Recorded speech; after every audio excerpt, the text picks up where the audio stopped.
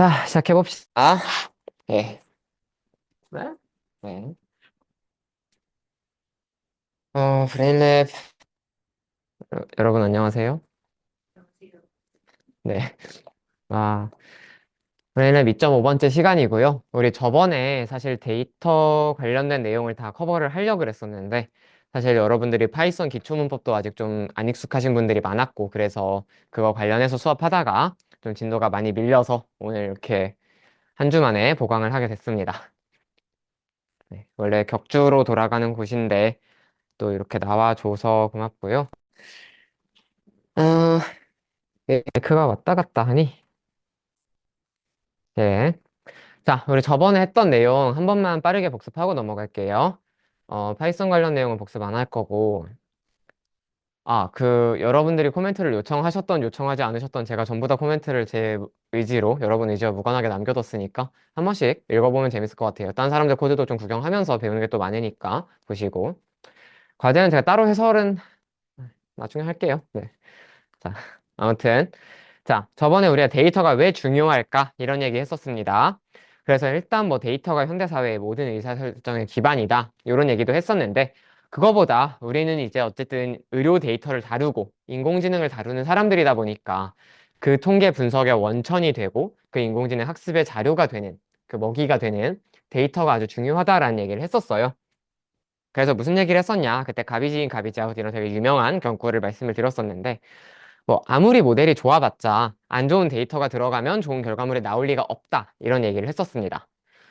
그래서 좋은 데이터를 만들기 위해서 수집, 분석, 가공 모든 절차에 걸쳐서 여러분들이 많은 신경을 써줘야 된다라고 얘기를 드렸고요. 자, 그래서 제가 저번에 예시로 보여드렸던 데이터인데, 네, 저거는 이제 데이터 사이언스 하는 사람이 아니고, 네, 비전문가가 수집하면 데이터가 저렇게 수집이 돼요. 네, 디스하고 있는 거 맞고요. 네, 왼쪽 게 이제 제가 실제로 이제 사업 계획 짜주는 그런 프로젝트를 하나 한 적이 있었는데 자동화 해가지고 그때 이제 사람들 소비자 행동 특성을 파악한다고 저런 데이터를 모아왔어요. 근데 뭐 저번에도 말씀드렸지만 이제 지금 나이만 봐도 21, 29, 35 이런 거 잘 들어가 있다가 갑자기 만 17세, 뭐 47세, 1986 막 저런 거 들어가 있고 네. 막 MBTI도 보면 뭐 존재하지 않는 MBTI도 많고 뭐 킴 검사해 본 적 없음 되게 기가 막히는 게 많죠. 아무튼 실제로 저렇게 데이터 수집이 잘못되면 저런 형태의 데이터가 만들어진다. 근데 저게 아니라 우리는 이제 데이터를 아는 사람들이기 때문에 기계도 학습할 수 있고 코드도 분석해 줄 수 있는 저런 오른쪽에 숫자 형태의 데이터로 바꿔내야 된다라는 얘기를 드렸습니다. 그래서 결론적으로 우리가 지금부터 데이터, 그 다음에 다음 3차시, 4차시가 다 기초통계거든요. 기초통계라기에는 그냥 의학통계로 합시다. 아무튼 그 통계 시간에 이제 데이터들을 분석하고 거기서 인사이트를 얻고 그 다음에 네, 요런 거 만들어내는 것까지 좀 종합적으로 다뤄볼 거예요. 저 근데 혹시 다음 시간 준비에 앞서서 좀 궁금한 게 있는데 의학통계학 들은 사람? 손? 네, 좋습니다. 이까지 들었다고 생각하면 되죠. 자, 그래서 이제 파이썬에서 데이터 처리를 그럼 어떻게 하느냐 이 얘기를 잠깐 했었는데 뭐 우리가 그때 네스티드 리스트라는 걸 배웠어요. 리스트 안의 값으로 리스트가 또 들어갈 수 있다. 그래서 왼쪽처럼 처리할 수도 있는데 저거를 사람 보고 읽고 이해하라는 것은 미친 짓이다. 제가 저 밑에다가 원래 뭐라고 써놨다고 했었어요. 네. 해보든가 크크라고 적어놨었다 그랬었죠. 그래서 우리가 데이터를 깔끔한 형태로 불러와서 분석하기 위해 특별히 판다스, 파이썬 데이터 아날리시스라는 라이브러리, 외부 확장팩을 써서 데이터를 이렇게 읽기 쉬운 형태로 만들어서 분석을 한다라고 말씀을 드렸습니다. 그래서 이제 데이터 분석에서 많이 사용하는 라이브러리가 넘파이라는 친구가 있고 판다스라는 친구가 있는데 넘파이는 쉽게 말해서 수학 연산을 쉽게 해주는 1차원적인 배열에 대해서 그런 라이브러리고 걔를 이제 2차원 표로 확장시켜서 데이터 분석에 완전히 특화시켜버린 라이브러리가 판다스다. 이렇게 설명을 드렸었습니다. 그래서 저번에 이제 우리 패키지 설치하는 거 다 설치돼 있을 거라고 믿어요. 여기다 pip install pandas 치셔가지고 네. 그래가지고 판다스 라이브러리 다 설치해달라고 부탁을 드렸었습니다. 설치 안 된 사람. 네. 그냥 그 코드창에서 여기 터미널 있거든요. 출력 말고. 터미널 치시면 여기에다가 그냥 pip install pandas 이렇게 치고 엔터 치시면 뭐 설치하라고 뜰 텐데 그냥 확인 해주면 설치가 됩니다. 네. 그런 얘기였고요. 자, 그 다음에 우리가 데이터 분석할 때는 일반적인 .py 파일이 아니라 네, 인터액티브 파이썬 노트북 IPYNB라고 하는 좀 특별한 확장자를 가진 파일에서 작업을 한다라고 말씀을 드렸었어요. 그래서 우리가 일반적인 파이썬 분석을 하게 되면 약간 요런 꼴로 생겼지만 이제 주피터 노트북 IPYNB 확장자를 가진 파일에서 작업을 하게 되면 이렇게 코드와 셀과 이런 것들로 구성되어 있는 독특한 작업 환경이 나타난다. 여기서 데이터 분석을 할 거다라고 말씀을 드렸어요. 왜 이걸 쓴다고 했었죠? 여러분, 우리 참여형 수업 맞아요. 분석마다 우리가 굉장히 다양한 분석을 하고 다양한 값들을 뽑아줄 텐데 그때마다 개별 파일로 쪼개가지고 파일 불러오고 분석하고 결과 내고 이거를 전부 다 각각의 파일로 만들면 너무 소모적이라 그랬었죠. 그래서 하나의 데이터를 갖고 와서 그걸 유지시키면서 이렇게 각 셀별로 서로 다른 분석을 해서 그걸 한 곳에서 모아볼 수 있게 해주는 노트북이라는 기능이다 라고 말씀을 드렸습니다. 자, 그래서 이제 주피터 노트북, 이게 저번에 마지막 슬라이드였었는데, 첫 번째로 주피터 노트북에서 만든 거는 똑같이 파이썬 문법을 지원하지만, IPYNB, 인터랙티브 파이썬 노트북이라고 하는 독특한 확장자를 쓴다. 그래서 여러분들 지금 하나씩 이렇게 IPYNB 확장자 가지는 파일 하나씩만 만들어 주세요. 그 다음에 각각의 작업 공간 셀이라고 부른다고 했었고 플러스 누르면 셀 만들어져요. 그 다음에 실행 버튼 누르면 각 셀을 돌릴 수 있고 실행 결과는 밑에 출력창이 아니라 각 셀의 바로바로 밑에 나타나서 쉽게 쉽게 확인할 수 있다. 그래서 사실 우리가 지금 주피터로 분석을 하잖아요. 이거 출력창 그냥 꺼버리셔도 됩니다. 어차피 여기 아무것도 안 뜰 거기 때문에 출력창 그냥 꺼버리고 주피터 출력창으로만 보셔도 아무 문제가 없습니다. 자, 지금부터 여러분들이 이제 데이터를 시작을 할 건데 저희 노션에 들어가셔서요.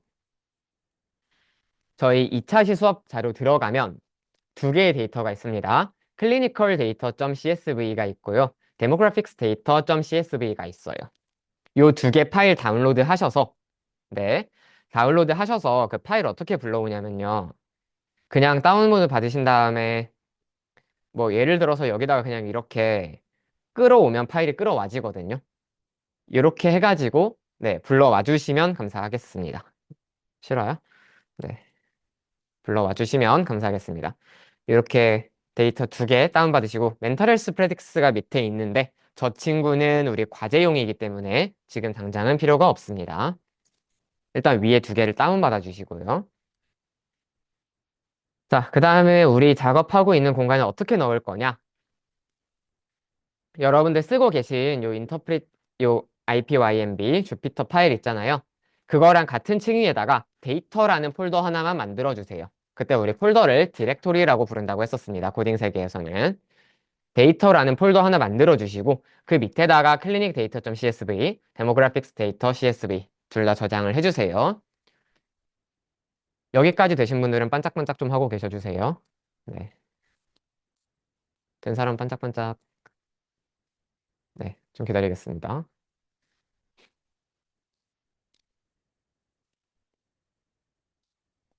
아, 핫팩 들고 나올 걸.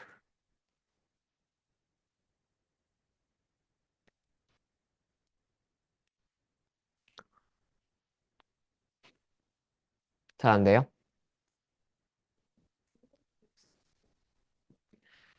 여러 가지 방법이 있는데 그냥 끌어서 여기 작업 공간으로 불러오셔도 되고 만약에 안 되면 어차피 여러분들이 이게 여러분 컴퓨터에 있는 폴더를 하나 여신 거잖아요. 지금 제가 열고 있는 저 VS 코드 창이 제 바탕화면에서 브레인랩 여기 렉처 프랙티스 에피소드 2 여기랑 정확하게 같은 공간이거든요, 지금. 여기로 불러오셔도 됩니다. 여기다가 불러오셔도 돼요.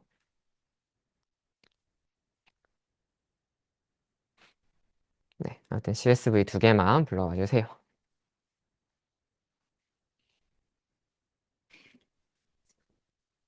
네? 네? 여러분? 잠깐만. 왜 소중한 제 파일을 없애고 계신 거죠? 아, 네. 좋아요.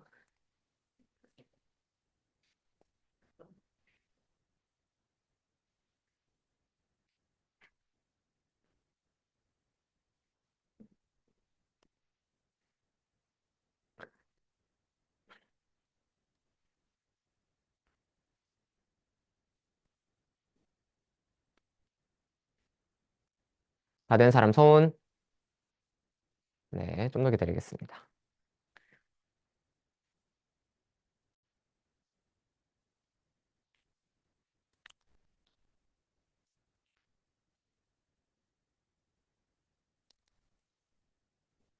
뭐 잘 안 되면 호출하세요. 함수만 호출할 수 있는 게 아닙니다. 스터디정도 호출할 수 있어요. 이런 게 개발자 유머입니다.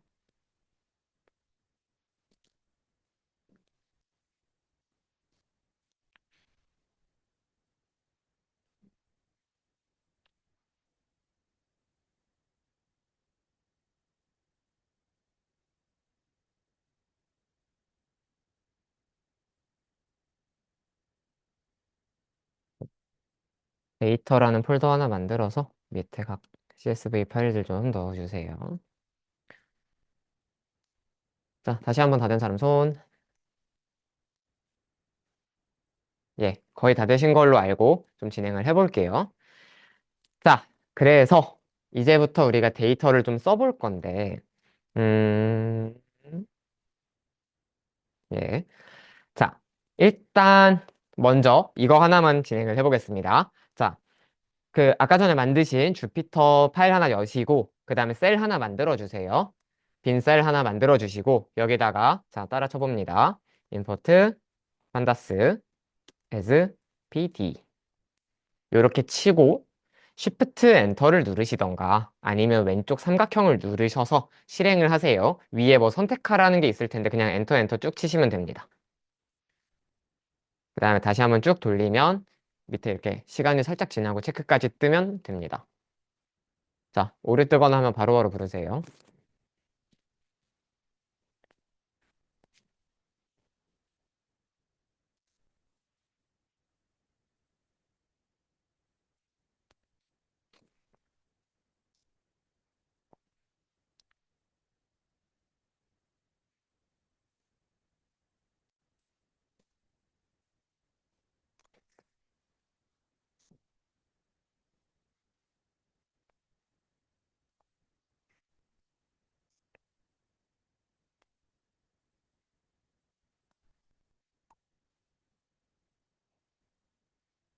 와, 글자가 커졌어요.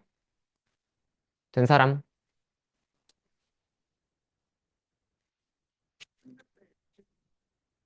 그러면 그거 설치가 안 된 거거든요. 그러면 터미널에다 pip 인스톨 판다스 다시 한번 쳐가지고 재설치해 주세요. 네. 만약에 안 된 경우에는 그 각 팀장들이 좀 도와주세요.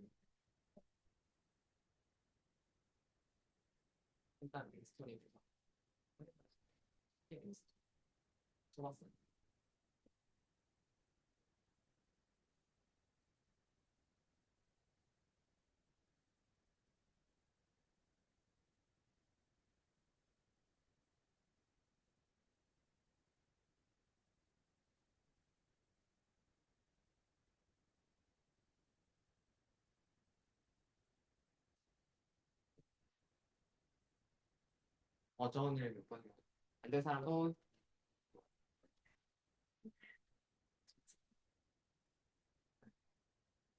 또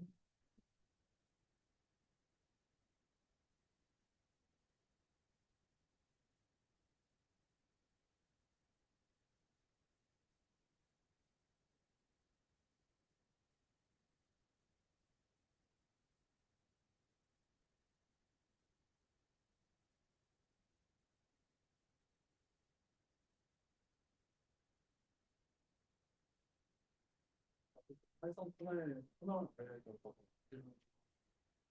토너를 설치해.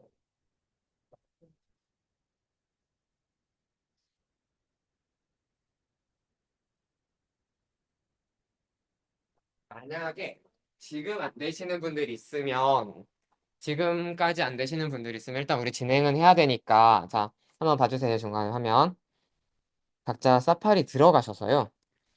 구글 콜라보레이토리라고 치십니다. 자 그러면 여기 이렇게 구글 콜앱이라고 있거든요. 여기 들어가 주세요.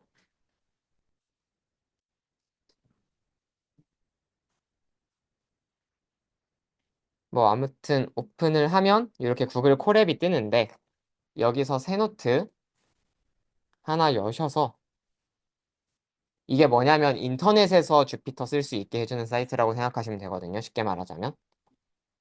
그냥 새 노트 아무거나 만들어 주시고 이거 한 번만 보고 그냥 따라해 주세요. 여기 왼쪽에 보시면 폴더 모양 있어요. 이거 조금 시간 지나면 여기에 연결 중 되다가 연결되면 이렇게 폴더가 쭉 뜨거든요. 그냥 여기다가 똑같이 데이터 만드시고 아까 그거 파일 두 개 그냥 끌어붙여 주셔서 그냥 여기서 작업해 주세요. 오케이? 네. 자, 우리 일단 진행해 볼게요. 우리 지금 임포트 판다스 SPD를 사용했는데 우리 뭐 한 걸까요, 지금? 맞습니다. 네, 판다스라고 하는 라이브러리를 불러온 거예요. 임포트를 해온 거죠, 말 그대로. 자, PD는 무슨 뜻일까요? 뒤에 as PD는 왜 붙어 있을까요? 그렇죠. 매번 판다스 점 뭐라고 하면 귀찮으니까 그냥 PD 점 뭐라고 간편하게 치기 위해서 저렇게 불러온 겁니다. 네. 그래서 사실 불러오는 건 여러 번 맘이긴 한데 생각보다 그게 좀 정해져 있거든요. 그래서 예를 들어 여러분이 넘파이 라이브러리를 불러오신다 하면 이건 따라 치실 필요 없고요. 보통 MP로 불러오고요. 보통 뭐, 네, 그런 식입니다. 네, 아무튼 그러면 분석 한번 시작을 해볼게요. 일단 본격적으로 분석하기 전에 우리 뭐 쓸 거냐면 데이터 프레임이라고 하는 형식에 대해서 먼저 좀 공부를 해볼 거예요. 자, 데이터 프레임이라고 하는 게 뭐냐면 판다스에서 데이터를 쓸 때 다룰 때 쓰는 자료형의 이름이거든요. 그러니까 쉽게 말해서 리스트, 딕셔너리 이런 거랑 똑같이 데이터 프레임이란 자료형도 있구나라고 일단 이해를 하시면 돼요. 근데 이 자료형을 왜 쓰냐? 굉장히 데이터를 깔끔하게 처리하기 딱 특화되어 있는 형태이기 때문에 우리가 이걸 씁니다. 자, 그래서 한번 어떻게 생겼는지 볼게요. 일단 맨 위에 지금 요게 우리가 그냥 흔히 알고 있는 표잖아요. 사실 구조로 치면 저 표인데 일단 이름, 성별, 나이, 지역, 키, 몸무게, 건강검진 이런 식으로 돼 있죠. 이게 사실 그냥 그거죠. 0번 사람의 이름이 뭐다 이런 식으로 그냥 각각 들어갈 변수의 종류들을 맨 위에다가 지정을 해줬다라고 생각을 하시면 돼요. 여기까지 이해되셨어요? 네. 그래서 여기 맨 위에 있는 요 한 줄을 우리가 헤더라고 부릅니다. 얘를 헤더라고 불러요. 자, 그 다음에 여기에 이제 뭐가 있냐면 지금 여기 하나하나가 다 있잖아요. 이렇게 실제 값들이 사람들의 정보가 있는데 얘네들마다 맨 왼쪽에 보면 뭔가 이렇게 헤더가 붙어 있지는 않은데 따로 번호가 있어요. 0, 1, 2, 3, 4, 5 이런 식으로 번호가 내려가고 있는 걸 볼 수가 있죠.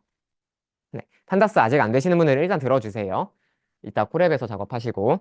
그래서 얘네들을 이 행의 이름들을 인덱스라고 부릅니다. 왼쪽에 있는 행의 번호라고 생각하시면 돼요. 그래서 저 인덱스는 고유값이라고 생각하시면 돼요. 저 행들이 각각 갖는. 일단 여기까지 이해되시죠? 자, 그 다음에 어쨌든 이게 표니까 가로줄, 세로줄이 있잖아요. 걔네들을 어떤 이름으로 부를 거예요. 자, 그래서 일단 기본적으로 네, 요 가로줄 하나를 우리가 행 보다는 보통 로우라고 부르고 그 다음에 세로줄 하나하나를 각각 열, 컬럼이라고 부릅니다. 우리가 영어로 코딩을 하기 때문에 행열이란 단어보다는 로우 컬럼이라는 단어를 훨씬 많이 쓰게 될 거예요. 자, 그래서 일단 기본적인 의미는 이해되셨죠? 행은 여기 표에 들어있는 하나하나의 개별적인 케이스라고 생각을 하시면 되고 예를 들어서 이게 환자 정보다. 그럼 환자 1명, 2명, 3명, 4명이 각각 행을 이루고 있는 거고, 그 다음에 각각 열은 그 환자에게서 무엇을 기록했는가? 그 정보에 대한 것들이 각각의 열에 담겨 있다라고 생각을 해주시면 됩니다. 그래서 열은 컬럼이라고도 하지만 이제 여러분들이 연구를 많이 하시게 되면 저 열은 피처, 뭐 버라이어블, 뭐 변수, 변인, 별량 이런 이름으로도 많이 사용을 하게 되니까 그게 다 같은 거구나 생각을 해주시면 됩니다. 그래서 우리는 이런 구조를 가진 표를 쓸 거다. 행과 열로 구성이 되어 있고 각 열의 이름들을 담고 있는 맨 위에 있는 행, 번호도 안 붙어 있는 이 행을 헤더라고 부르고 그 다음 줄부터 시작하는 이 각각의 행들의 번호를 우리가 인덱스라고 부른다. 이건 꼭 기억을 해주세요. 지금부터 제가 모든 걸 다 몇 행 몇 열 이런 식으로 설명을 할 거기 때문에 여러분들이 이 구조는 정확하게 알고 계셔야 됩니다. 자, 그래서 이제 넘어가 볼 건데 마이크를 쓰지 말까? 마이크 떼고 소리 제대로 녹화 안 되면 안 와서 인강 듣는 사람 잘못으로 하겠습니다.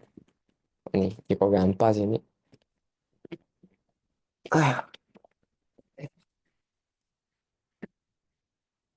포인터를 쓰는 게 제 정신 건강에 훨씬 이로울 것 같아요.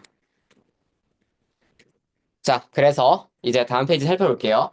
그러면 여기 이제 행렬에 각각 어쨌든 실질적인 값들이 들어가 있잖아요. 얘네들은 뭐 부르는 의미 따로 없어요. 그냥 값이라고 부릅니다. value. 자, 근데 얘 값들은 어떤 것들을 가질 수 있느냐? 자, 데이터의 종류 한 번만 얘기를 해볼게요. 일단 여기 보면 어떤 것들은 딱 정해져 있어요.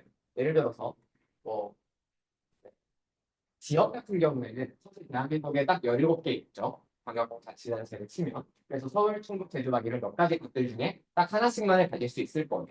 이런 데이터들이 우리 범주형 데이터라고 합니다. 카테고리컬 데이터. 말 그대로 어떤 카테고리에 들어갈 수 있는 값이라는 뜻이에요.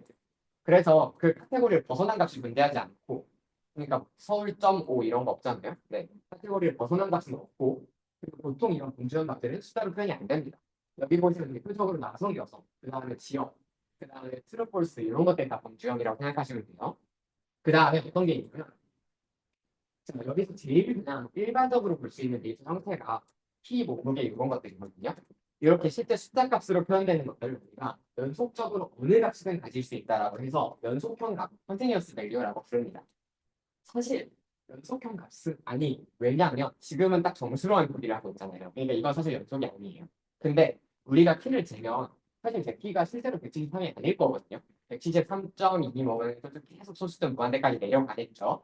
그렇지만 우리가 이걸 정수형으로 왜냐면 그 값을 다 표기한 게 의미가 없으니까. 그렇지만 어쨌든 키와 목록계와 같은 데이터들은 자연상에서 어떤 값이든 가질 수 있는 무수히 많은 값을 가질 수 있는 실제로는 소수형의 값이기 때문에 이런 값들은 다 연속형이라고 보시면 됩니다. 여기까지 이해되셨어요? 자, 근데 A가 살짝 성격이 다르거든요. 나이는 숫자고 얘랑 똑같이 대소가 있어. 177cm가 169cm보다 키 큰 거죠. 마찬가지로 61살은 38살보다 많이 많은 거죠. 대소관계가 다 비교 가능하고 숫자로 표현이 가능한데 나이는 특이하게 키처럼 소수점 이런 게 없고 그냥 딱딱딱딱 정수 단위로 끌어서 올라가는 게 정상이에요. 무슨 말인지 알겠죠? 나이는 딱 1년 지나면 한 살 먹는 거예요. 그러니까 약간 연속적으로 올라가기는 하는데 뭔가 분주 같은 성격이 있는 거죠. 이거 제가 무슨 말인지 이해되세요? 이렇게 숫자형 데이터 중에서 원래는 무수한 값을 가질 수 있는 그런 숫자 같은 느낌이지만 실제로는 내가 어떤 자연의 규칙 때문에 몇몇 값들만을 이제 가질 수 있도록 해놓은 이런 것들을 이산형 변수라고 합니다. 디스크리트 밸류. 기본적으로 펜다스 데이터 프레임 안에 들어가는 값은 어차피 이셋 중 하나로 종류가 나뉜다라는 거 알고 계세요. 이거 이론적인 내용인데 왜 이렇게 열심히 수업을 하느냐? 세 가지 값 중에 무엇에 해당하는지에 따라서 처리하는 방식이 매우 달라집니다. 뭐 예를 들어서 우리가 빈값이 하나 있어요. 이따 설명드리겠지만 이거 어떻게 채울 거예요? 사실 연속형이면 그냥 평균 때려가지고 채우는 게 제일 일반적이거든요. 근데 서울, 경기 막 이런 거면 서울이랑 경기의 평균을 어떻게 내 거냐? 말이 안 되잖아요. 그러면 그거는 그냥 위에 있는 값을 그대로 갖다 쓰고 이런 식으로 채워요. 그렇기 때문에 우리가 데이터의 종류에 따라서 처리하는 방식이 굉장히 다르기 때문에 얘네를 구분하는 게 의미가 있다. 이 정도 생각을 해주세요. 자, 데이터 프레임 만들기. 저 이거 별로 다룰 생각이 없긴 없거든요.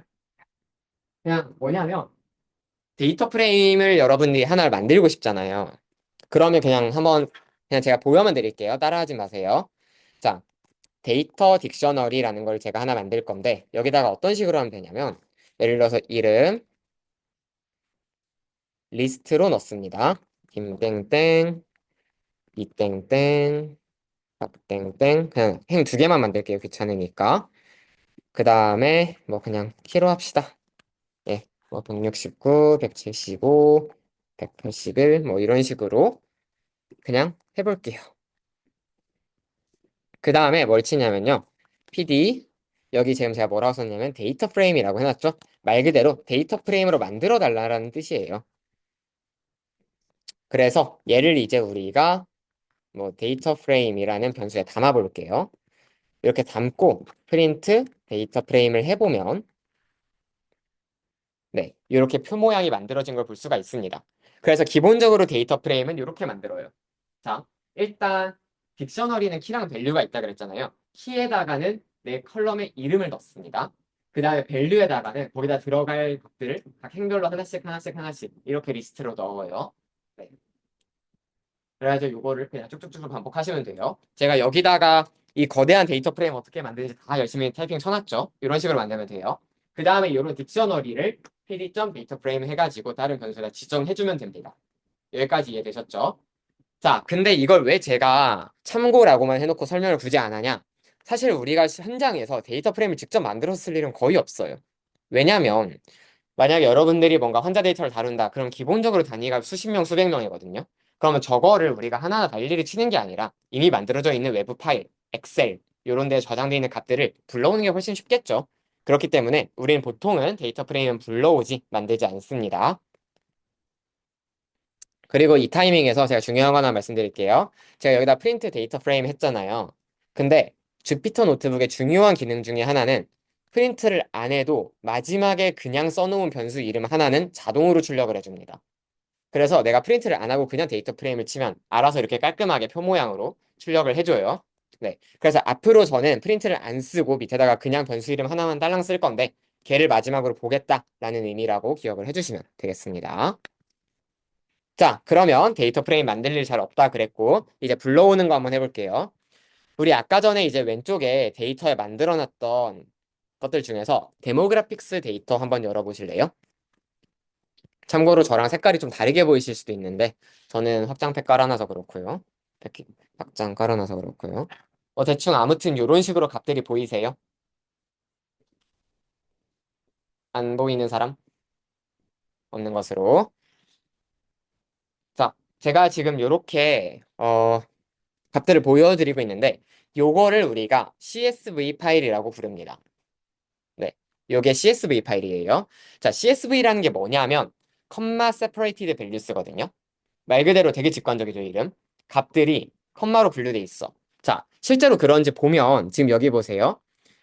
여기 이제 첫 줄만 봐도 뭔가 복잡한 식별 번호가 있고 그 다음에 쉼표 한 칸 치고 그 다음에 뭐 비메일 쉼표 한 칸 치고 31살 쉼표 한 칸 치고 서울 이런 식으로 돼 있잖아요. 이런 식으로 각각의 값들이 행과 쉼표로 구분되어 있는 파일을 CSV 파일이라고 우리가 부릅니다. 그래서 사실 앞으로 여러분들이 다루실 데이터는 이 CSV 파일로 기본적으로 가져오고 보내는 게 제일 기본이에요. 여기까지 이해되셨죠? 자, 이거 실무적인 관점에서 하나 말씀드릴게요. 지금까지 아마 여러분들이 데이터를 다루실 때는 웬만하면 요 엑셀을 쓰셨을 것 같거든요. 그러면 이 엑셀 파일은 못 가져오냐? 사실 엑셀 파일도 그대로 갖고 올 수도 있어요, 무려. 근데 보통은 우리가 CSV로 다루는 게 편하기 때문에 엑셀에서 그 내보내기 어딨니? 서식 파일로 저장인가? 아니고요. 내보내기 어딘지 아는 사람. 아, 네. 고마워. 내보내기 엑셀 파일도 이렇게 저장할 때, 네, 현우군이 얘기해 준 것처럼 다른 이름으로 저장하셔서 쉼표로 구분된 값 CSV 이걸 선택해 주시면 다 CSV 파일로 저장하실 수 있습니다.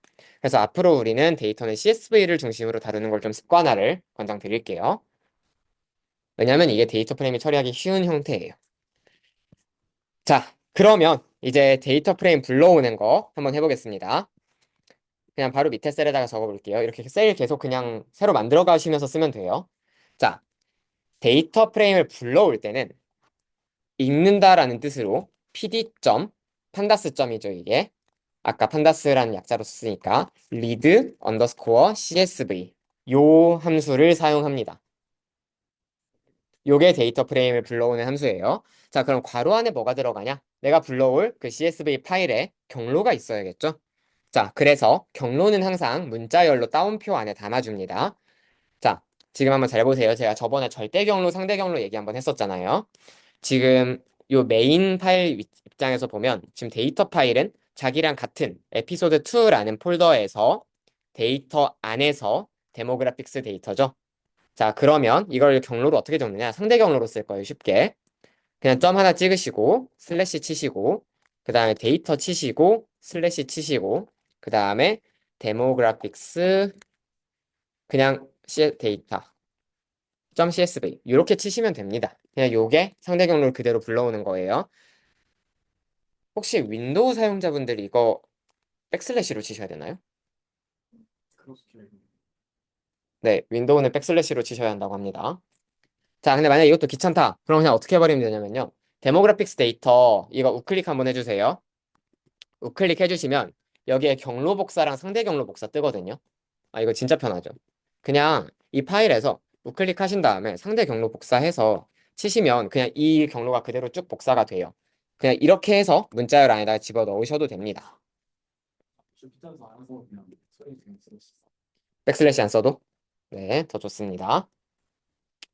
자, 근데 이거를 실행을 해보면 그래서 이 파일이 잘 불러와지는 거를 볼 수가 있어요. 여기까지 따라오셨나요? 된 사람, 안 된 사람. 네, 일단 진행을 하겠습니다. 음, 네. 우리가 보통 이렇게 데이터 프레임을 불러오면 근데 사실 얘는 불러오기만 한 거잖아요. 얘를 가지고 뭔가 온갖 작업을 하려면 얘도 결론적으로는 어떤 변수에 저장을 해줘야 돼요. 우리가 막 그 이름을 붙여가지고 변수값에 숫자도 저장하고 불림도 저장하고 했었잖아요. 똑같이 데이터 프레임도 어떤 변수에다 저장을 해줄 수 있어요. 아까 전에 우리가 실제로 이렇게 데이터 프레임이라는 변수에다가 하나 저장을 해줬었잖아요. 근데 매번 데이터 프레임이라고 부르기는 귀찮으니까 우리는 일반적으로 얘를 좀 줄여서 갖고 옵니다. 지금 데이터 이름이 데모그래픽스, 인구 통계학적 데이터잖아요. 그래서 우리는 그냥 데모 df, df는 데이터 프레임의 약어예요. 이런 이름으로 이 파일을 불러와 보겠습니다.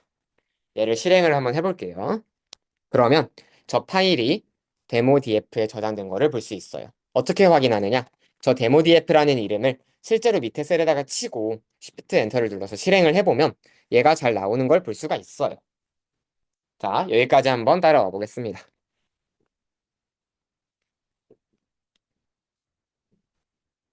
네. 뭔가 데이터 그냥 쭉 보시면서 킹받게 생겼다라는 생각이 드시면 제가 일부러 그렇게 만들어 놓은 거니까 너무 노여워하지 마시고.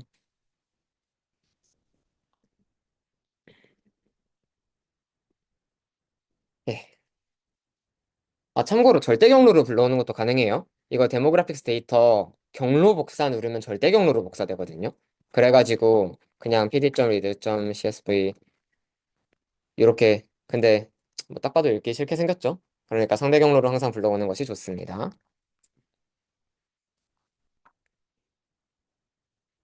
넘어가도 되는 상황인가요? 네, 넘어가도 되는 것으로 알고. 자, 데이터 프레임 불러올 때 한 가지만 제가 좀 말씀을 드리고 싶은 게 있는데 그 헤더 관해서 제가 말씀을 드릴게요. 데이터 프레임 웬만한 상식적인 데이터 프레임은 첫 줄이 헤더예요. 자, 보세요. 지금 이 실제로 CSV 파일 첫 줄을 보면 지금 뭐 아이디, 성별, 연령, 지역 이런 식으로 컬럼 이름들이 딱딱딱 지정이 돼 있죠. 저걸 제가 아까 헤더라고 부른다고 말씀을 드렸었어요. 웬만한 상식적인 CSV 파일은 저 헤더의 첫 줄로 시작을 합니다.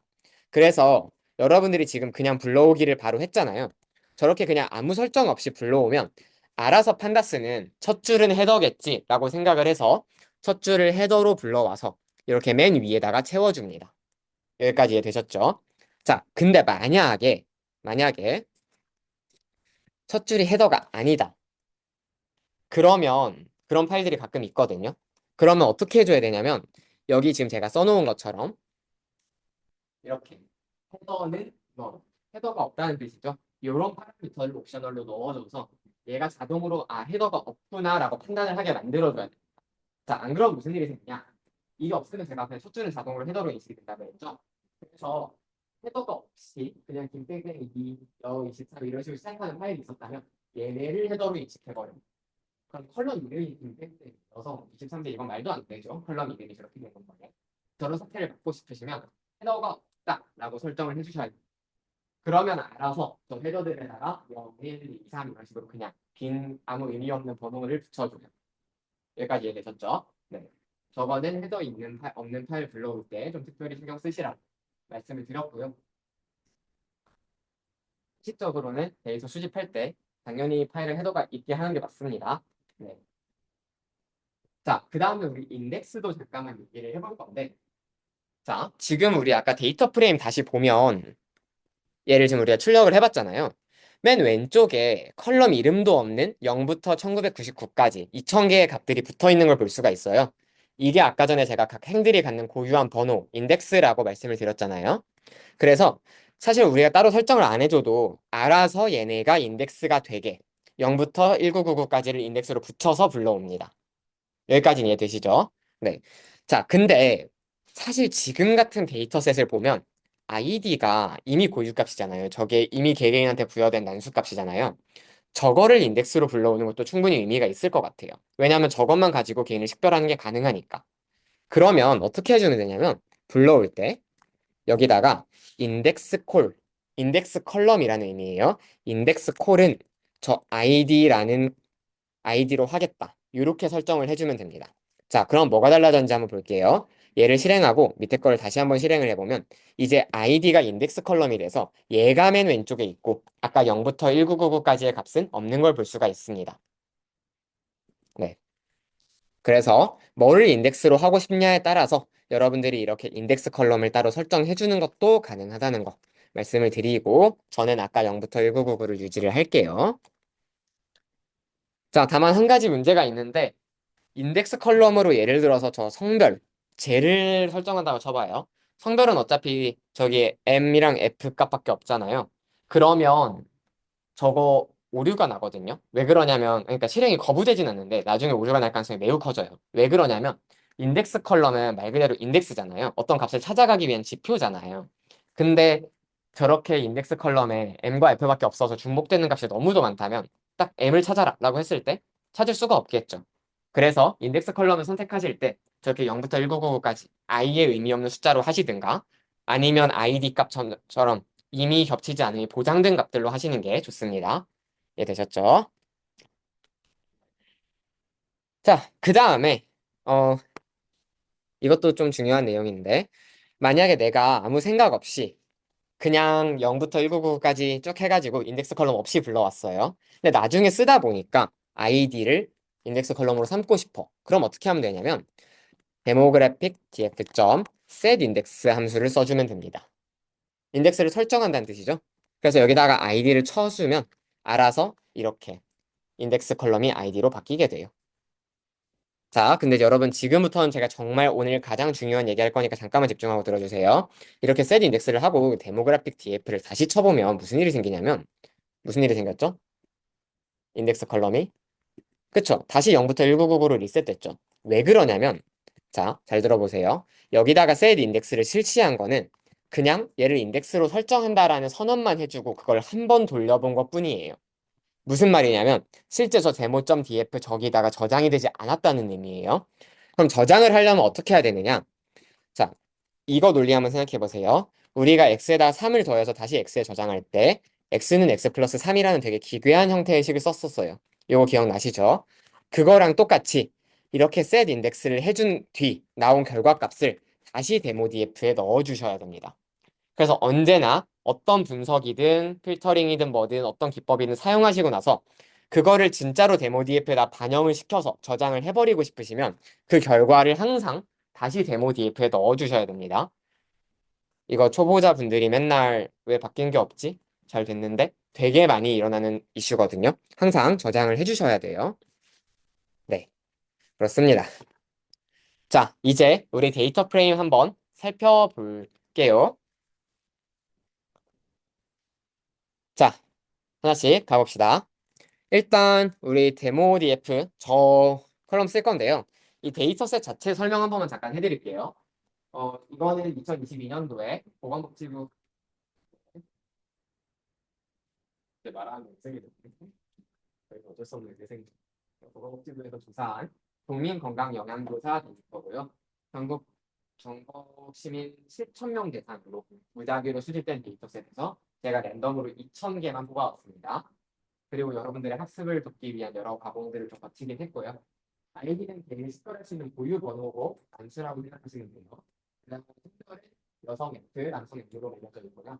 아이디는 10세부터 80세까지 이렇게 정수로 되어 있습니다.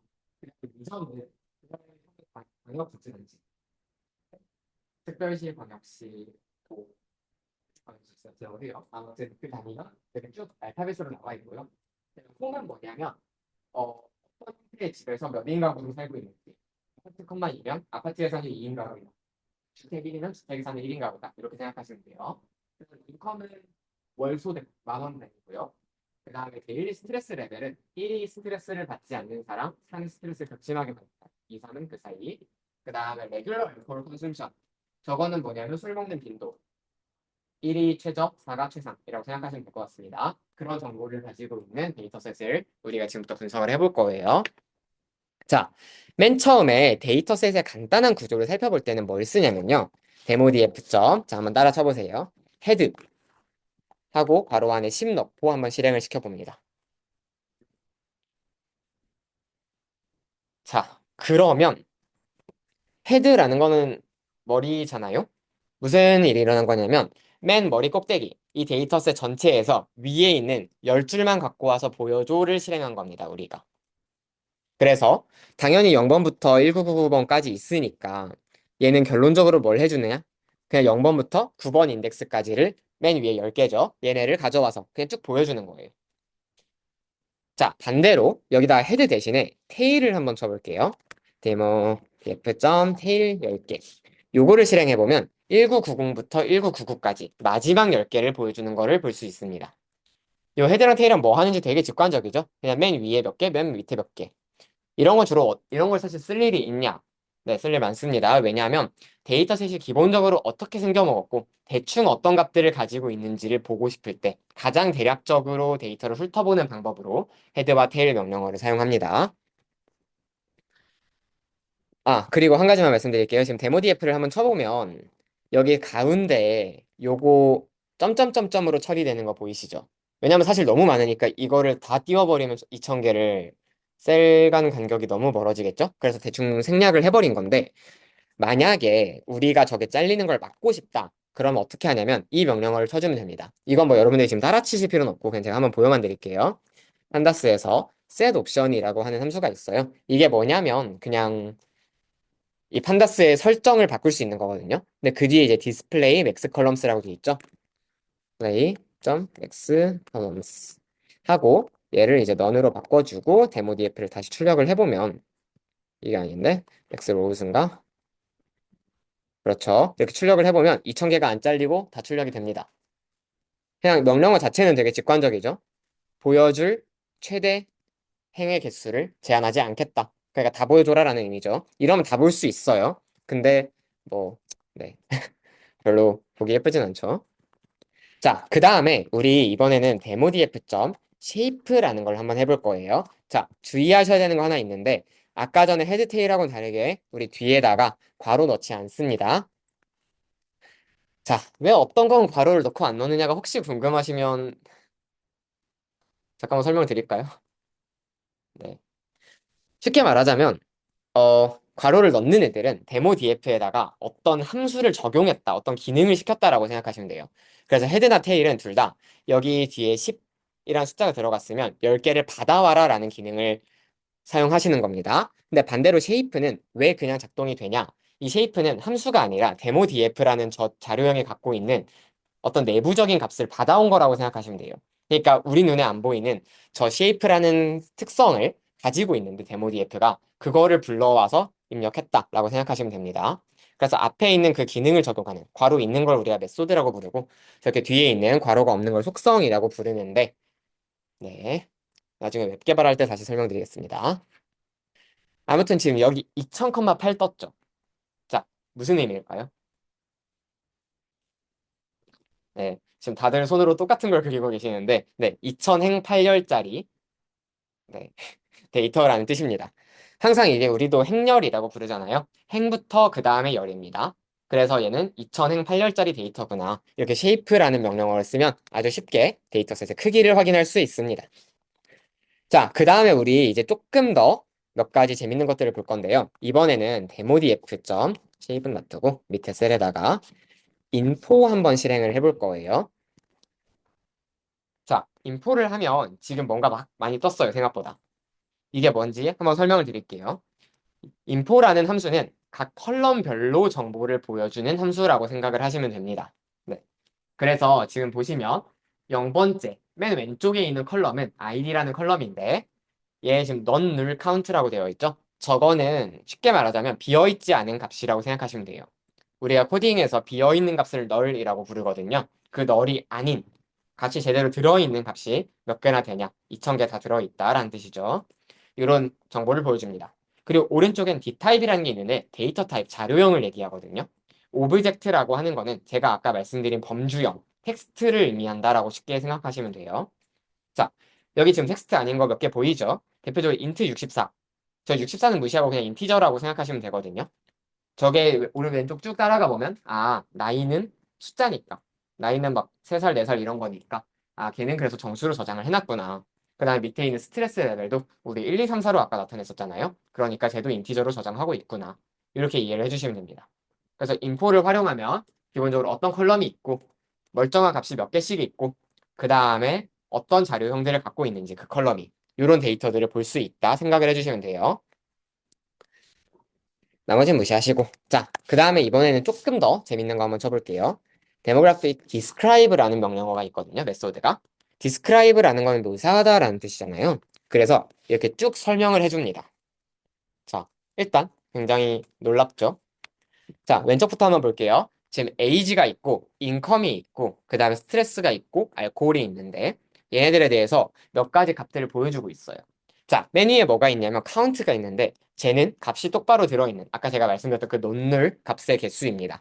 그래서 지금 age는 2000개가 다 맞게 들어가 있지만, 인컴은 1958개만 있다는 거니까, 42개는 빈값이라는 뜻이겠죠. 사람들이 소득을 밝히기 싫었을 수도 있으니까, 그렇게 결칙이 많이 발생합니다. 자, 미는 평균이거든요. 지금 나이 평균이 50.04세다. 이 데이터 프레임 전체에서. 그거를 한 번에 보여주고 있는 거고, 저기 인컴에 458 써 있는데, 저거는 이 데이터셋 전체에서 월 평균 소득의 평균이 458만 원이다라는 걸 보여주겠죠. 이런 식으로, 뭐, 좀만 더 설명드리자면, 다음 시간에 기초 통계할 때 말씀드리겠지만, STD는 스탠다드 디비에이션, 표준 편차고요. 그 밑에 미는 최소값, 맥스는 최대값. 25%, 50%, 75%는 이 값들을 작은 거부터 큰 거까지 쭉 줄 세웠을 때 25등에 있는 값, 50등에 있는 값, 75등에 있는 값. 그러니까 쉽게 말해서 네 구간으로 끊었을 때 각각 경계선에 해당하는 값이 얼마씩인지를 보여준다. 생각해 주시면 되겠죠. 자, 굉장히 단순한 명령어 하나로도 되게 많은 통계치들을 볼 수 있는 걸 볼 수 있어요. 자, 근데 뭔가 하나 이상하죠? 지금 여기 컬럼 몇 개 있죠? 이 자료에, 이 결과값에. 네 개밖에 없죠. 근데 우리 아까 전에 사용했던 데이터 프레임 몇 개 있었어요? 실제로는 컬럼. 자, 일단 몇 개가 날아갔죠. 자, 왜 그런지를 정말 간단하게 생각해보면 제가 아까 말씀드린 이유랑 정확하게 똑같은데 서울, 부산 이런 지역 이름들은 평균을 낼 수가 없죠. 그냥 계산할 수 없는 자료형이라서 빼버린 거예요. 아예. 만약에 그런 것까지 보고 싶다 하면 강의록에 써놨는데 include all 얘를 옵셔널 파라미터로 넣어주면 됩니다. 말 그대로 모든 데이터를 싹 다 포함시켜라 라는 의미죠. 실행해보면 어떻게 바뀌냐면 일단 모든 컬럼 8개가 다 나와요. 일단 여기서도 좀 해피하죠. 그리고 아까 전에 없었던 유니크, 탑, 프레퀀시라는 3개의 행이 더 생긴 걸 볼 수 있습니다. 자, 얘네는 뭐냐면 범주형 변수를 위해서 만들어진 값들이라고 생각하시면 되거든요. 자, 예를 들어서 성별 한번 볼게요. 여기서 유니크가 2개라고 되어 있는 건 뭐냐면 고유한 값이 딱 두 종류라는 뜻이에요. 뭐 M이랑 F 2개가 있었겠죠. 메일, 피메일로. 그 다음에 여기 탑에다가 F라고 써 있는데 얘는 뭐냐면 네, 가장 많은 범주가 뭐였냐? 여성이 제일 많았대요, 여기서는. 그리고 프레퀀시를 보면 1073으로 되어 있죠. 그러니까 여기서 여성이 1073으로 좀 더 많았고 남성은 그러면 927개가 되겠네요. 좀 더 적었다. 이렇게 해석을 하시면 될 것 같아요. 자, 그러면 리전 한번 생각해보면 17종류. 우리나라 광역자치단체 수랑 딱 맞죠? 가 있었는데 제일 많은 곳이 어디래요? 응답자 중에? 경기도. 전체 2,000개 중에 459개 데이터가 경기도 출신이었으니까 네, 확실히 딱 많다는 느낌이 들죠. 네. 그 다음에 역시 천만 경기. 아무튼 그 다음에 이제 홈도 보면 아파트, 주택, 기타 각각에 대해서 1, 2, 3, 4인 가구가 다 있었을 테니까 그냥 딱 12개가 나오는 걸 볼 수가 있고 그 다음에 제일 흔한 가구 형태는 아파트에 사는 4인 가구구나. 대충 우리의 짐작이랑 비슷하죠. 이런 식으로 데이터에 대한 디스크라이브 명령어만 써도 대략적인 정보를 쉽게 얻을 수 있습니다. 여기까지 이해되셨죠? 자, 우리 이번에는 정렬이라는 걸 한번 해볼 건데 정렬이라는 거는 사실 크기 순으로 줄 세우기잖아요. 우리 저번에 리스트라는 자료형 2차 시 때 다뤘을 때 그때도 솔트 또는 솔티드라는 함수를 통해서 리스트를 크기 순서대로 정렬을 할 수 있었어요. 기억나시죠? 데이터 프레임에서도 똑같은 작업을 할 수 있습니다. 자, 어떻게 하느냐 한번 보여드릴게요. 데모DF에서 자, 지금 이렇게 생긴 이게 왜 이렇게 됐냐면 제가 아까 전에 이걸 풀어버려서 그렇습니다. 그 뭐였지? 셋 옵션. 네. 셋 옵션 디스플레이 엑스 로즈 론 아니죠. 10개만 볼게요. 자, 자, 한번 볼게요. 데모DF를 쳐보면 지금 나이랑 뭐 소득 이런 되게 다양한 컬럼들이 있어요. 나는 나이 순으로 보고 싶다라고 한번 해봅시다. 자, 그럼 어떻게 하면 되냐면 데모DF 점 sort values 말 그대로 값들을 정렬해라 라는 명령어를 사용하면 됩니다. 근데 괄호 안에 뭘 넣어줄 거냐면 옵셔널 파라미터로 i, age라고 써주면 이게 무슨 의미냐면 여기 있는 age 컬럼의 값에 따라서 이 값들을 정렬을 하겠다라는 의미가 됩니다. 그래서 얘를 실제로 실행을 해보면 아까랑 뭔가 비슷해 보이는데 나이가 맨 위에 보이는 것들이 10살, 그 밑에 보이는 것들이 80살이죠. 무슨 말이냐면 10살부터 80살까지 쭉 순서대로 정렬이 되어 있을 거다라는 거를 의미를 합니다. 이해되시죠? 그래서 실제로 왼쪽에 인덱스 보면 지금 막 섞여 있는 걸 볼 수가 있어요. 그렇게 정렬하는 과정에서 저 인덱스는 의미가 없어진 거겠죠, 사실상. 그렇게 생각을 해주시면 되고, 그 다음에, 자, 근데 데모DF를 제가 한번 출력을 해보겠습니다. 그러면 나이 순으로 정렬이 안 돼 있는 걸 볼 수 있죠. 자, 왜 안 돼 있을까요? 예, 저장의 문제입니다. 제가 이번에는 데이터를 좀 유연하게 다루는 걸 보여드리기 위해서 저장을 계속 안 하고 갈 생각인데 여러분들이 실제로 값에 영향을 유의미하게 진짜로 주기를 바란다면 계속 데모DF는 이렇게 해서 저장을 해주셔야 돼요. 제가 안 하고 있다는 것만 말씀을 드리겠습니다. 자, 이번에는 다중정렬을 한번 해볼 건데 뭐 말이 다중정렬이지 어려울 건 없어요. 똑같이 바이를 치고 이번에는 한번 age, 인컴 두 변수를 리스트로 바이에다가 넘겨줘 보겠습니다. 자, 일단 여기까지만 봐도 어떻게 일어날지 대충 감이 오시죠? 자, 잘 보시면 아까 전에는 age만 같으면 아무 상관이 없었어요. 인컴은 막 500도 됐다가 300도 됐다가 700도 됐다가 근데 이렇게 age와 인컴을 둘 다 변수로 넣어주면 일단 age 순으로 맨 앞에 와 있는 age 순으로 한번 쭉 줄 세우기를 해주고요. 만약에 age가 같은 다 똑같이 10살이다? 그럼 그때부터는 인컴 순으로 줄을 세워줍니다. 이런 식으로 1순위, 2순위, 3순위 변수들을 지정해서 다중정렬을 할 수가 있어요. 네. 얘를 이제 만약에 데모DF에다 딱 넣고 쓸 수도 있겠죠. 그래서 기본적으로 데이터를 여러분들이 원하는 컬럼에 따라서 정렬도 할 수 있다. 마지막 하나. 만약 내림차순은 안 되냐? 아, 당연히 됩니다.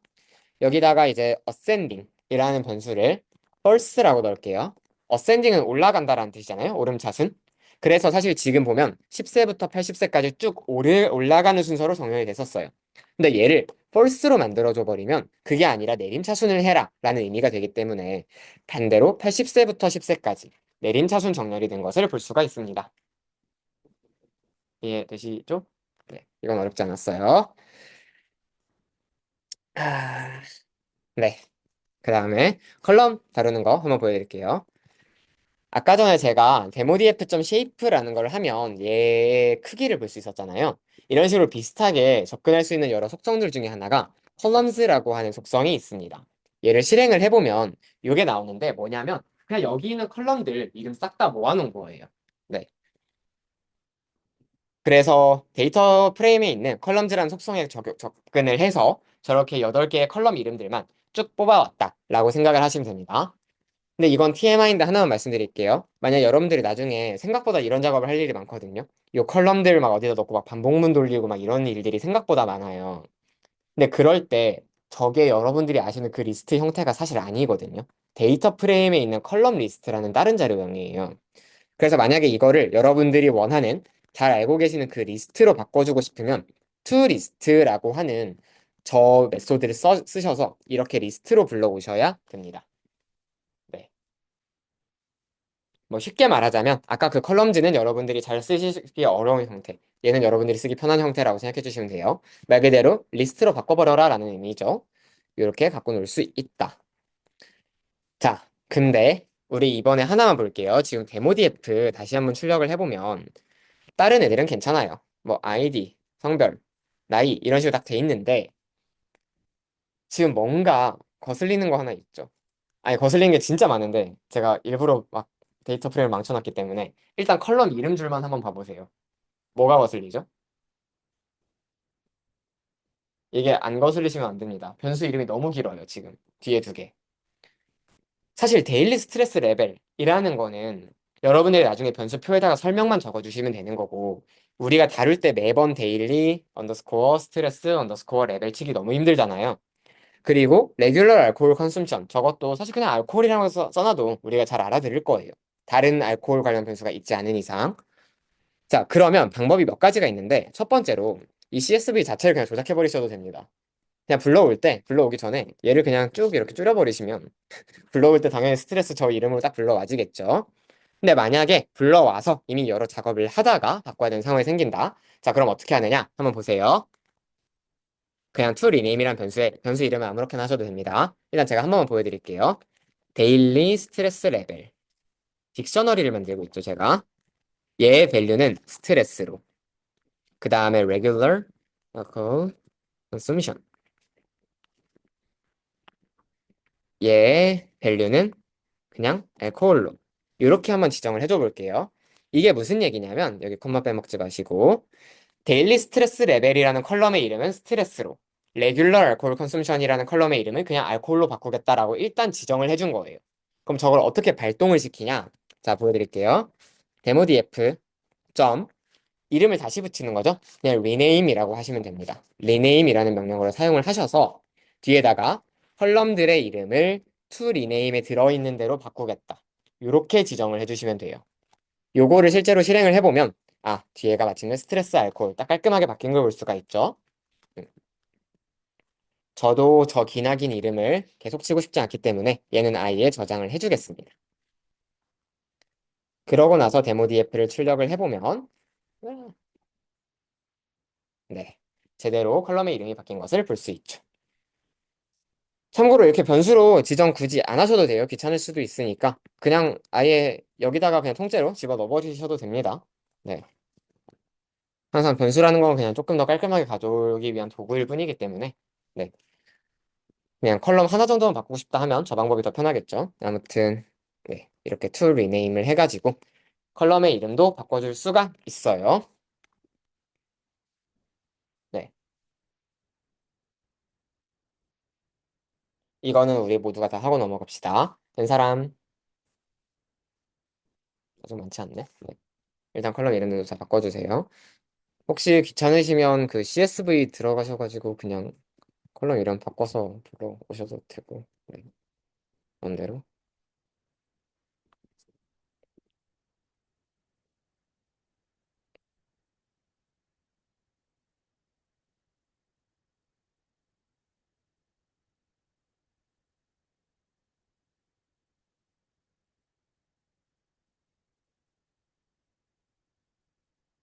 된 사람 네 대충 됐다고 생각하고 넘어가겠습니다.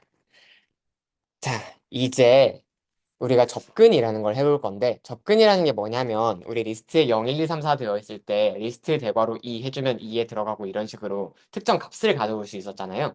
이렇게 특정한 행과 열의 번호를 통해서 어떤 값을 가져오는 거를 우리가 다 접근이라고 부릅니다. 네. 근데 자 이제 컬럼에 먼저 접근하는 걸 보여드릴 텐데요. 예를 들어서 여기다가 컬럼에 접근을 할 때는 리스트랑 마찬가지로 우리가 대괄호를 써줍니다. 대괄호 안에다가 그 아까 제가 컬럼 이름은 다 문자열로 넘겨야 된다라고 말씀을 드렸었죠. 이 안에다가 컬럼 이름을 이렇게 문자열로 넣고 실행을 해주면 이렇게 보이시죠?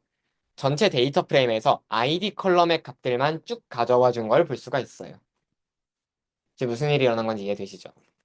그 다음에 예를 들어서 또 age를 실행을 해보면 이렇게 또 위에서부터 나이들만 쭉 가져와서 보여주겠죠.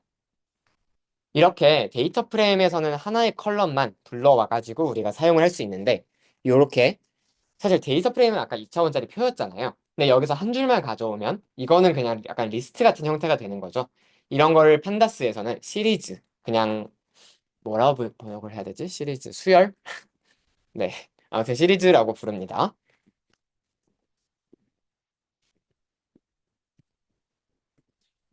그 다음에 제가 하나를 더 보여드릴 건데 만약에 여러분들이 여러 가지 데이터 컬럼을 한 번에 불러오고 싶어요.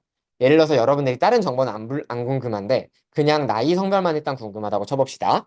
그러면 이 대괄호 안에다가 리스트를 넘겨주면 돼요. 예를 들어 내가 궁금한 게 성별과 그 다음에 나이다. 이렇게 해주면 딱 성별과 나이만 이렇게 필터링 돼서 보여주는 걸 볼 수가 있죠. 네. 자, 그런데 중요한 차이 하나만 말씀드리겠습니다. 화면 잠깐 봐주세요. 위에다가 두 개를 제가 넘긴 형태는 지금 얘는 어쨌든 네. 어쨌든 2차원의 표 형태를 유지하고 있죠. 지금 데이터 프레임. 근데 밑에처럼 한 컬럼만 이렇게 뽑아와 보면 얘는 그냥 하나의 시리즈가 되어 있는 걸 볼 수가 있어요.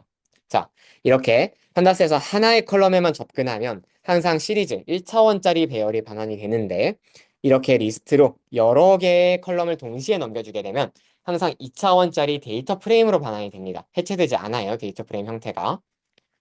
그럼 여기서 우리가 추론해 볼 수 있는 꽤 재밌는 것 중에 하나가 뭐가 있냐면 이렇게 컬럼이 하나더라도 얘를 리스트로 넘겨주잖아요. 그러면 데이터 프레임 형태가 유지되는 걸 볼 수가 있어요. 쉽게 말해서 그래서 규칙을 정리해보자면 이거예요.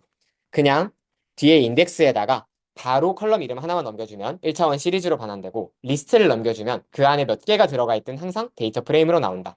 이렇게 생각하시면 됩니다. 그래서 우리가 어떤 값에 대한 접근이 필요할 때는 항상 저런 값들을 사용을 해주시면 되겠습니다. 자, 잘 가고 있고요.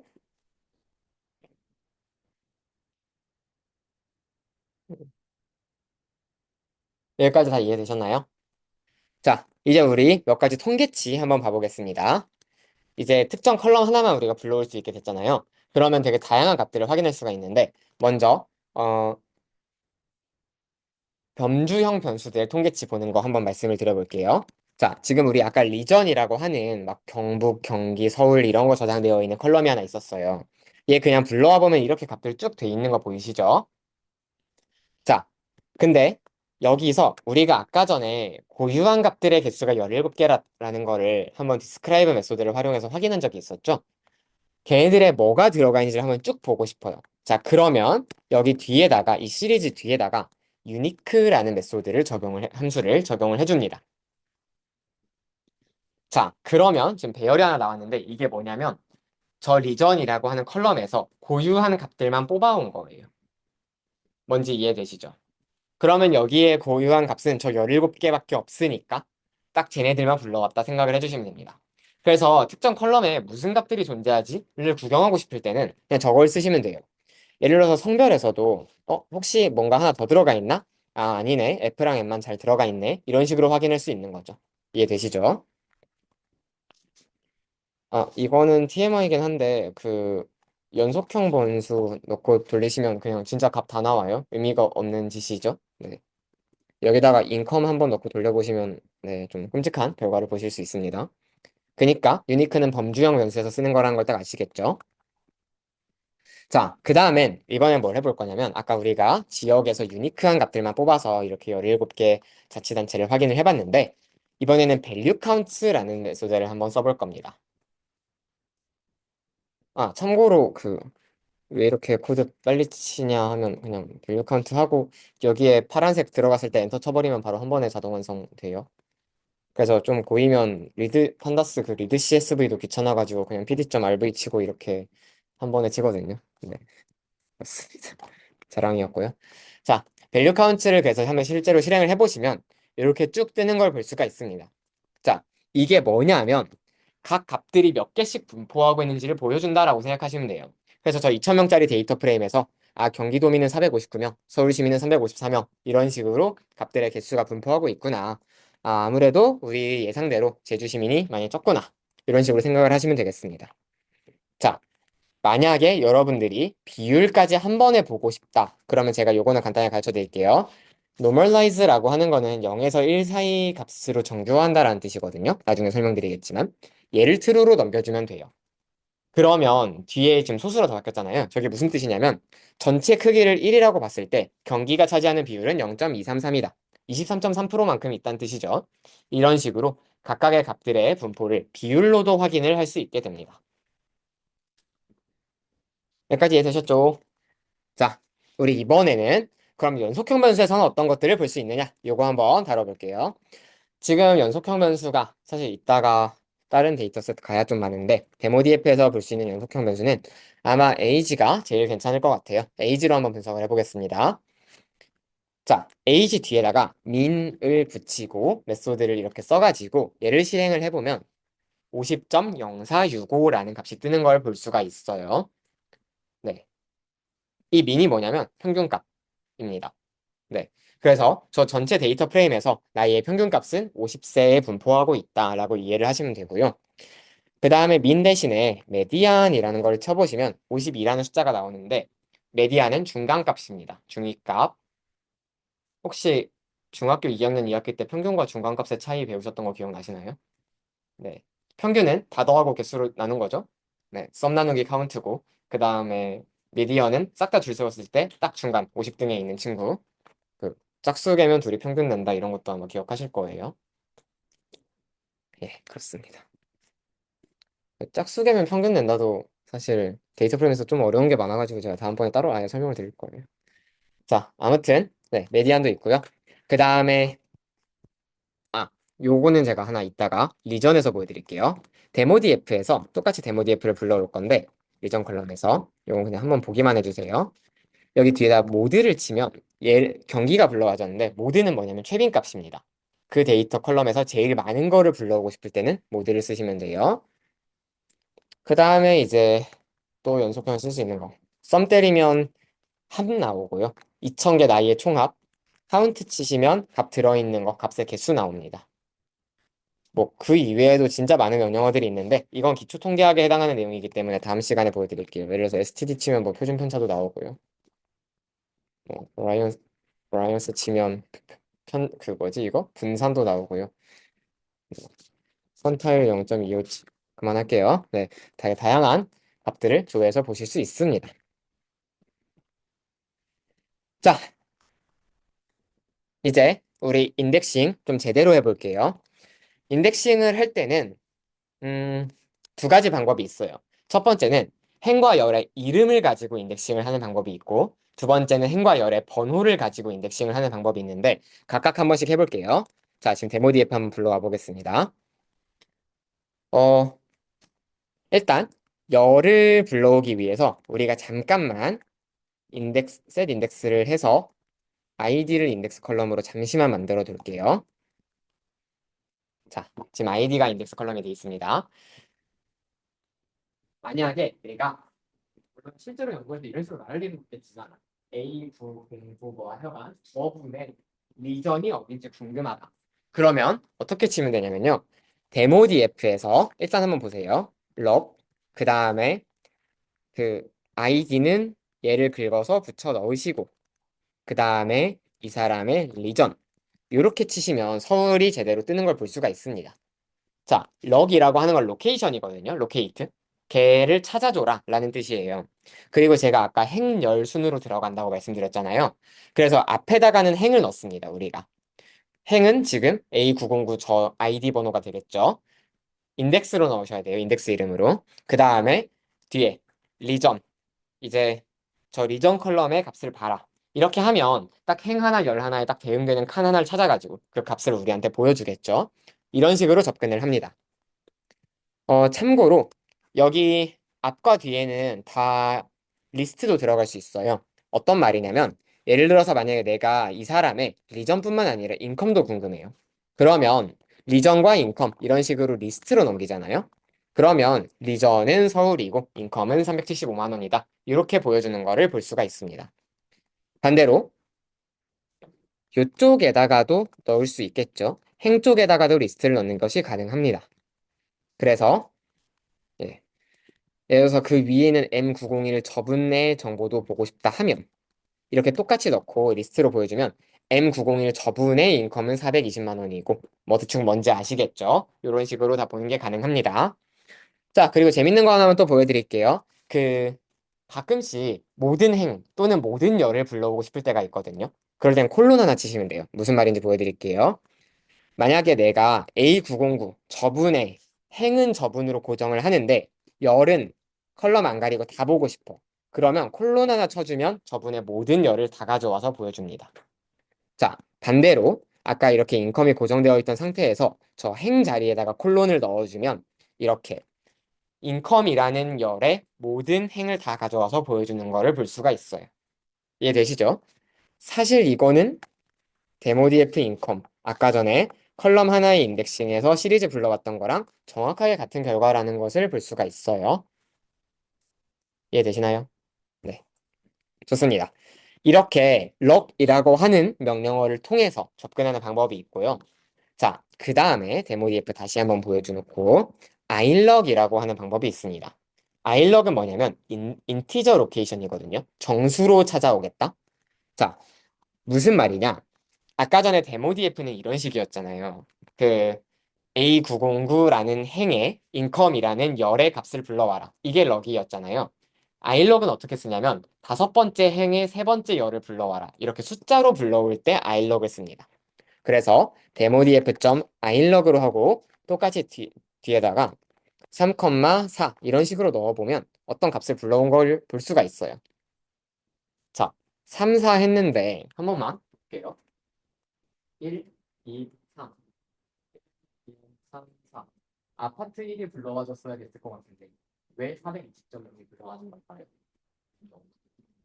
아주 잘하는 게 네. 모든 판다스의 파이썬의 기본 문법은 0부터 되는 것이죠. 사실 모든 프로그래밍어가 다 공통입니다. 당연히 판다스도 예외가 아니기 때문에 여기에 있는 A, V, 즉 요분이 0번이에요. 요거는 0번으로 씁니다. 그리고 여기는 둘이 있는 순결 콜럼이 0번이에요. 그래서 거기서부터 0, 1, 2, 3으로 쓰기 때문에 3,3은 이게 아니라 이걸 불러왔다 이해를 하시면 됩니다.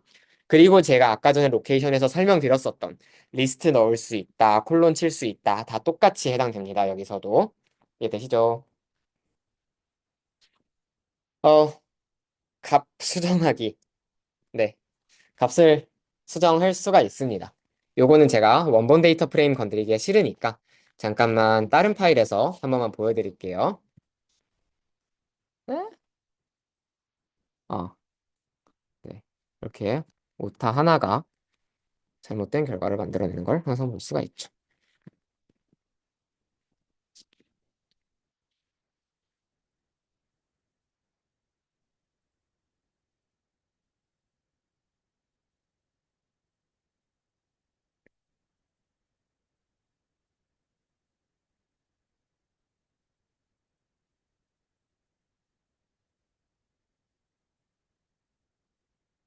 자, 네. 하나만 불러와가지고 제가 한번 보여드릴게요. 만약에 데모디에프가 아까 전에 이렇게 있었잖아요. 근데 나중에 알고 보니까 N909 이 아저씨의 아니다. I906 이 아저씨의 지역이 강원이 아니라 제주였다고 한번 쳐볼게요. 그럼 어떻게 바꾸냐면 그냥 데모디에프 치시고 이거 원본 건드리기 싫으니까 그냥 보기만 해주세요. 아까랑 똑같이 값을 접근을 합니다. 네. 어떻게 접근하는지 보여드렸었죠. 그 다음에 그냥 이거 이퀄 얘가 뭐 예를 들어 서울이다. 아니다. 아까 제주라고 했죠? 제주다. 그냥 이렇게 쳐버리면 여기 접근한 다음에 아까 전에 그 우리 저번 수업부터 등호 하나 있으면 할당 연산자라 그랬잖아요. 저 값을 집어넣는 거. 그래서 값을 바꿔줍니다. 그래서 데모 DF를 실제로 실행을 해보면 왜 안 바뀌었을까요? 네, 저장이죠. 잠깐만. 응? 왜 안 바뀌었지? 네, 안 바뀌었죠?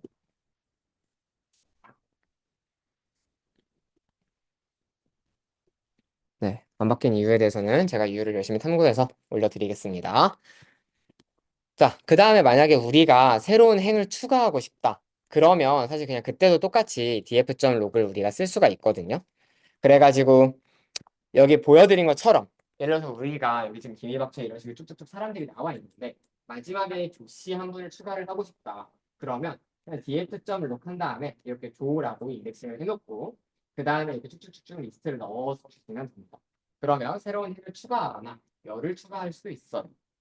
근데 제가 이걸 열심히 설명드리지 않는 이유는 사실 간단한데 여러분들이 데이터를 전체적으로 가공을 할 일이 많지 특정한 행 하나, 열 하나, 값 하나 수정할 일은 거의 없어요, 솔직히. 그래서 지금 좀 그냥 가볍게 설명드리고 있다. 네. 제가 잘 못한다는 거는 실무에서 진짜 많이 안 쓴다는 걸로 이해를 해주시면 감사하겠습니다. 자, 그 다음에 우리 행 삭제도 한 번만 해볼게요. 행을 삭제할 때는 우리가 드롭이라고 하는 명령어를 씁니다. 그래서 어떻게 쓰냐? 뒤에다 드랍이라고 해주고 컬럼 컬럼즈는 예를 들어서 우리가 인컴이라는 거를 삭제하고 싶다라고 쳐볼게요. 그럼 컬럼즈는 인컴 이렇게 써주면 돼요. 그러면 요거를 이제 실행을 해보면 여기서 인컴이라는 게 싹 사라진 걸 볼 수가 있죠. 이렇게 특정 컬럼을 제거하고 싶을 때는 드랍 명령어를 써주면 됩니다. 여기까지 이해되시죠? 만약에 한 번에 여러 컬럼을 날리고 싶다. 그러면 이거 너무 많잖아요. 이거 하나하나 명령어 입력하기 너무 힘드니까 예를 들어서 난 성별도 필요 없고 나이도 필요 없어 라고 한다면 이렇게 리스트를 한 번에 쭉 넘겨주면 됩니다. 그러면 여기서 성별 나이 둘 다 날아간 걸 볼 수가 있죠. 자, 근데 그 다음에 데모 DF 다시 실행해보면 다 멀쩡하게 남아 있습니다. 왜 멀쩡하게 남아 있을까요? 예, 저장 문제죠 또. 그래서 실제로 얘를 저장을 한번 해줘 놓고 그 다음에 데모 DF를 쳐보면 이렇게 이제서는 잘 반영이 되어 있는 거를 볼 수가 있습니다. 컬럼 삭제는 할 일 많으니까 잘 기억을 해주세요. 여기 보면 행 삭제도 있는데 행 삭제는 할 일 진짜 없어요. 저는 행 삭제를 직접 해본 적은 없습니다. 네. 자, 이제 자료형의 마지막 자료형 다루기 한 번만 말씀드려 볼게요. 아까 전에 우리 다시 메인 파일로 넘어올게요. 아까 전에 우리 이제 데모 df에서 .info라는 명령어를 쓰면 각 컬럼별로 어떤 자료형을 가지고 있는지 이걸 보여줬었어요. 자, 다시 한번 정리해서 말씀드릴게요. int가 정수형이고요. 이산형 데이터라고 생각하시면 돼요. 그다음에 플롯이 소수형입니다. 연속형 데이터라고 생각하시면 되고요. 마지막에 오브젝트가 텍스트, 문자열로 돼 있는 건 다 오브젝트로 처리가 됩니다. 특이하게 스트링이 아니에요. 아무튼 걔네들은 범주형 데이터에 가깝다고 생각을 해주시면 되겠죠. 자, 이거를 조금 더 간단하게 확인하는 방법도 있습니다. 만약에 우리가 자료형만 보고 싶은 거다.